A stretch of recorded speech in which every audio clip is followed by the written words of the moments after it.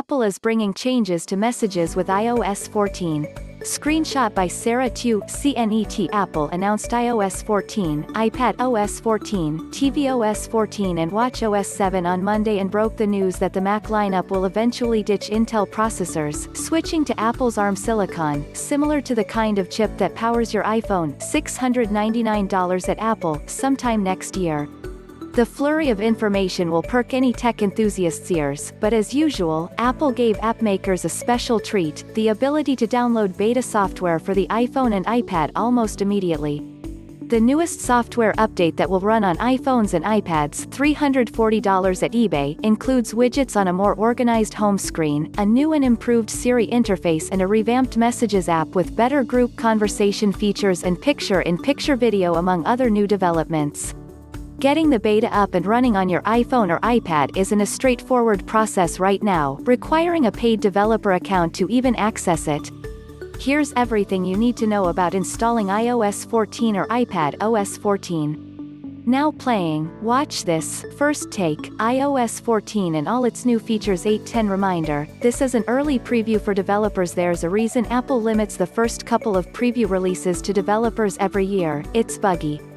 Some apps won't work, battery life is all but guaranteed to take a hit and there will undoubtedly be random restarts and crashes. It's all part of the process of getting an operating system ready. So don't install iOS 14 or iPadOS 14 on your main phone or tablet. Instead, use a spare device if you have one, otherwise wait until, at a minimum, the first public beta. My advice? Wait even longer. The closer we get to the official release, the more reliable the experience will be.